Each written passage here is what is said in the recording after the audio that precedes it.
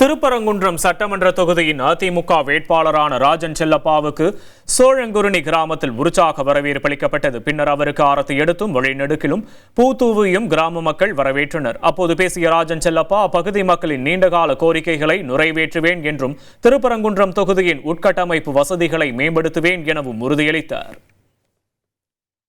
சரி, மாத உரிமைக்கு 2000 ரூபாய் கூட்டுறாரு. பல பேர் நினைச்சுக்கிட்டு இருக்காங்க திமுக அந்த உரிமை தொகையை மாசம் 1000 ரூபாய் தாய்மாறு கொடுத்து இல்ல.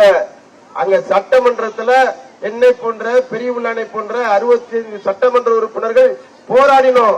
அருமையான எடப்பாடியார் சட்டமன்றத்தை ஸ்தம்பிக்க வச்சார். நடக்கவே விட மாட்டேன், மாத உரிமை தொகையை முதல்ல கொடுங்கன்னாரு. அதுக்கப்புறம் தான் கருணாநிதி ஸ்டாலின் அவரு ஒரு 1000 ரூபாய் உரிமை தொகை கொடுத்தாரு. அது முழுசா கொடுத்தாரா?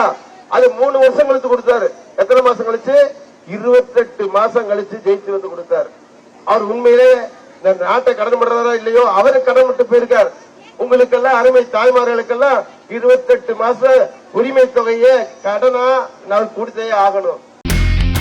இனி செல்லும் இடமெல்லாம் செய்தி. தந்தை டிவியின் வாட்ஸ்அப் சேனலை ஃபாலோ பண்ணினா செல்ல இருக்கும் இடமெல்லாம் செய்தி. இதோ QR கோட் இப்பவே ஸ்கேன் பண்ணுங்க, ஃபாலோ பண்ணுங்க.